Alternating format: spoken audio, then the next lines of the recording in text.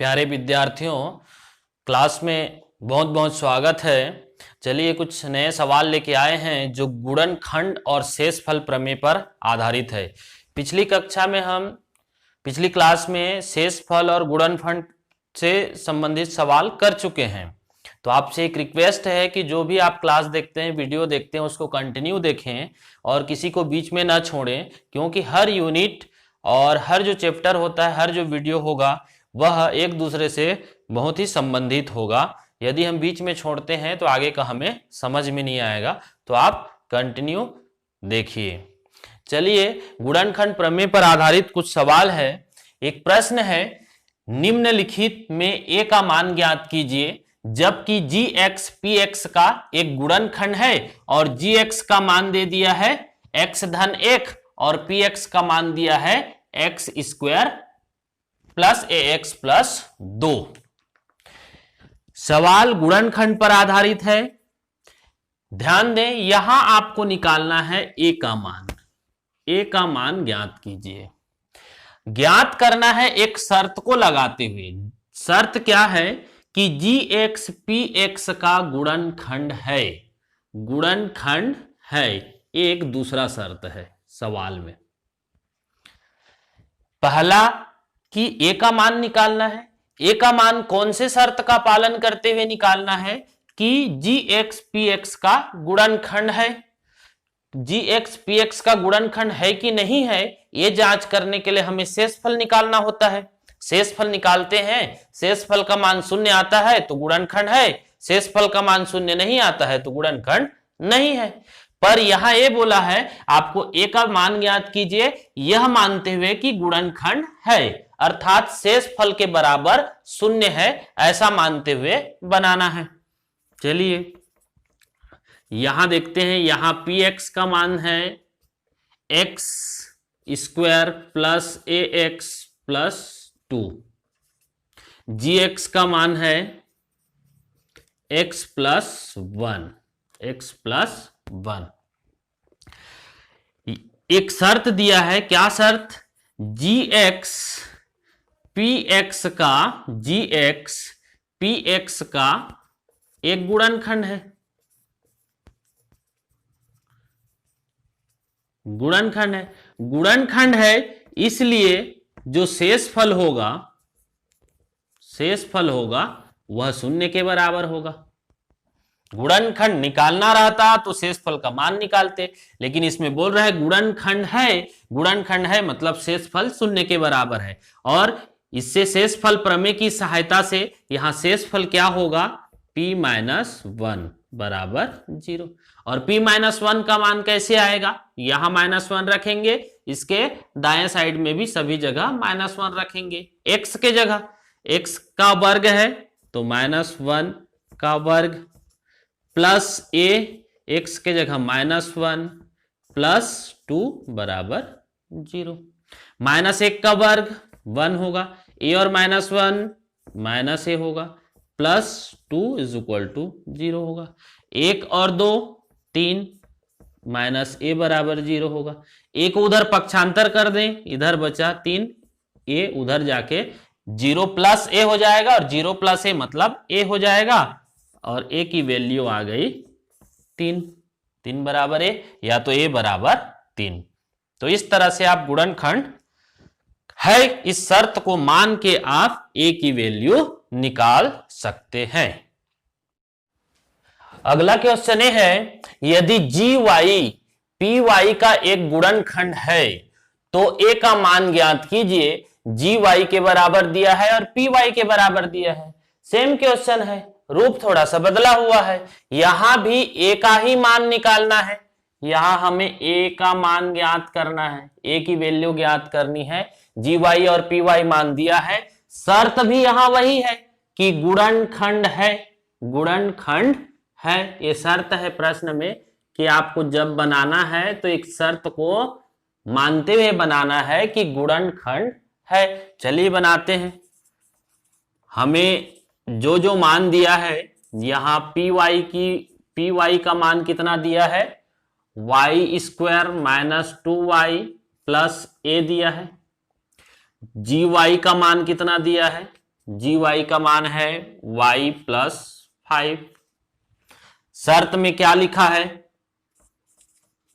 क्या लिखा है कि जी वाई पी वाई का एक गुणनखंड है, जी वाई पी वाई का एक गुणनखंड है।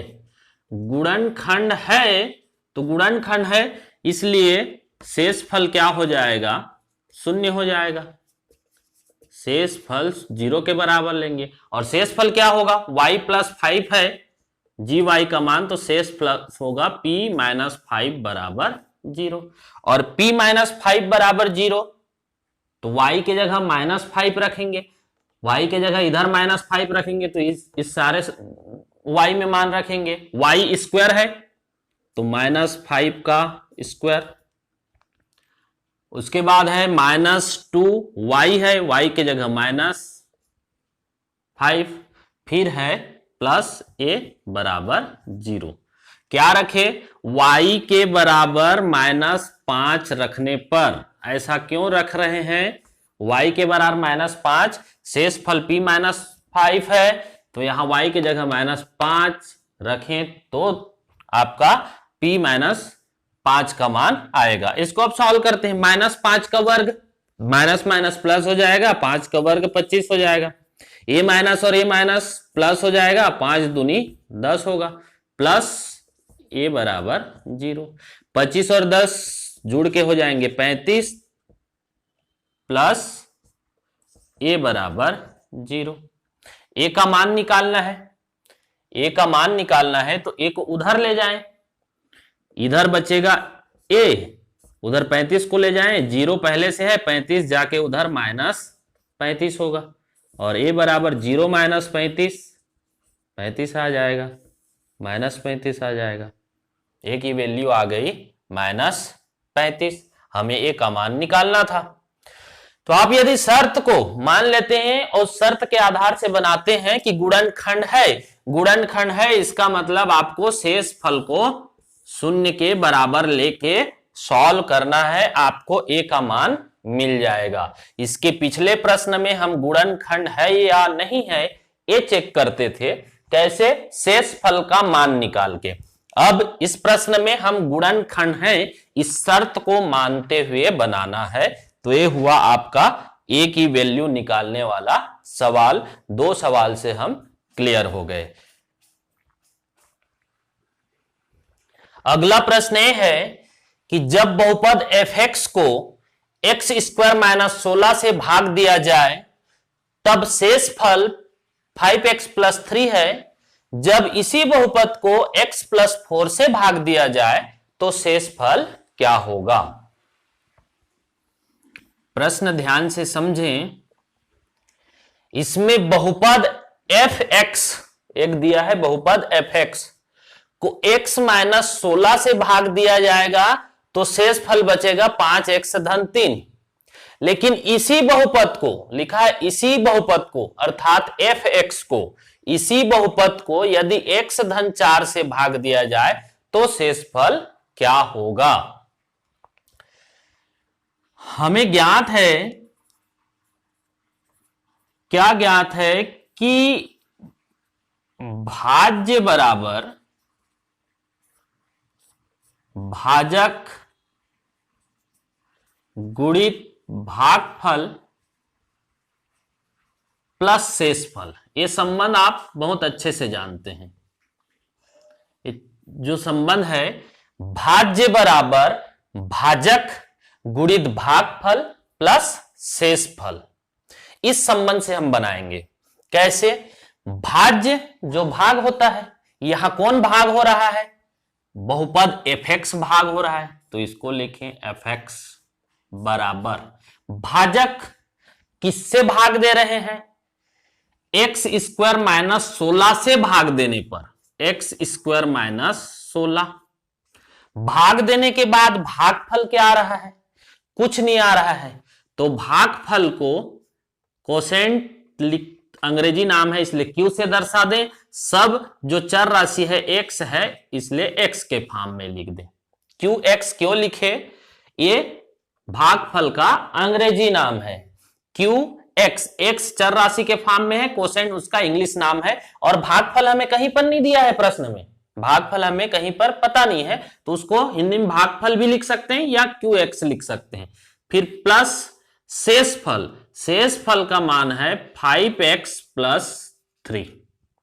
इस संबंध में जो भाग हो रहा था भाज्य fx, जिससे भाग दे रहे थे एक्स स्क्वायर माइनस 16 से, उसको भाजक के जगह में शेषफल आया 5x प्लस 3, उसको शेषफल के जगह में लिखे। भागफल का हमें मान कहीं पर नहीं दिया है, इसलिए भागफल को लिख दिए qx में। चूंकि बहुपद जो fx है, fx का एक और भाजक है, इसी बहुपद को एक और भाजक है, अर्थात भाग करने वाला है। कौन भाजक है? x प्लस 4 है एक भाजक। इसी बहुपद को x प्लस 4, इसी fx को एक भाग करने वाला और भाजक है x प्लस 4। और शेषफल प्रमेय से यदि भाज्य और भाजक अर्थात भाग होने वाला और भाग करने वाला दोनों पता हो, तो शेषफल प्रमेय से हम शेषफल ज्ञात कर सकते हैं। शेषफल प्रमेय से, शेषफल प्रमेय से fx भाज्य है, ये भाजक है, तो शेषफल प्रमेय से शेषफल क्या होगा? शेषफल हो जाएगा, शेषफल बराबर x प्लस 4 है, तो शेषफल हो जाएगा f माइनस 4। यहां तक आप क्लियर हो गए होंगे। शेषफल प्रमेय से, शेषफल प्रमेय क्या कहता है? जब किसी भाजक, ये भाज्य है और ये भाजक है, इससे भाग देते हैं तो शेषफल क्या होगा? f माइनस 4 होगा। शेषफल f माइनस 4 होगा, तो इस f माइनस 4 का मान निकालना है, तो f माइनस 4 का मान कैसे निकलेगा? यहां देखिए, x की जगह माइनस 4 रख देंगे तो f माइनस 4 का मान निकलेगा। तो इधर x की जगह माइनस 4 रखेंगे तो दूसरे साइड में भी माइनस 4 रखेंगे। चलिए रख देते हैं f माइनस 4, f माइनस 4 की जगह यहां रखते जाएं, जहां जहां x है माइनस 4 रखें, माइनस 4 का स्क्वायर, फिर माइनस 16, ये गुणा है, qx का मान हमें नहीं पता, qx ही रखें, भागफल कहीं पे मान नहीं दिया है, प्लस 5 x के जगह लिखें माइनस 4 प्लस 3। शेषफल f माइनस 4 है, इसका मान निकालने के लिए जहां जहां x है वहां वहां हमने माइनस 4 रख दिया है। अब इसको हल करते हैं। माइनस 4 का वर्ग माइनस माइनस प्लस होगा, 4 का वर्ग 16 होगा, 16 हो गया, फिर है ये माइनस 16, फिर है गुणा, फिर qx, यहां धन 5 और ऋण 4 दोनों का आपस में गुणा है, प्लस माइनस माइनस, 5 चौक 20 प्लस 3। अब देखें, 16 में 16 घट जाएगा, ये होगा 0, 0 गुणित होगा qx और माइनस 20 और प्लस 3, 20 में ऋण चिन्ह है बड़ी संख्या में, माइनस में आंसर आएगा, 20 में 3 घट जाएगा, बचेगा 17। 0 और qx आपस में गुणा होके हो जाएगा 0, फिर माइनस 17, और 0 माइनस 17 मतलब हो जाएगा माइनस 17। ये क्या आया? शेषफल आया। अतः fx को, जो बहुपद है fx को x प्लस 4 से भाग दिया जाए, x प्लस 4 से भाग दिया जाए तो शेषफल होगा, शेषफल माइनस 17 है, शेषफल माइनस 17 है। जहां शेषफल कितना आया? माइनस 17 आया है। तो इस तरह से हम शेषफल ज्ञात कर सकते हैं। प्रश्नों को ध्यान से समझिए और बनाने की कोशिश कीजिए, बहुत ही सरल है, थोड़े से समझ के प्रैक्टिस करिए। ठीक, धन्यवाद।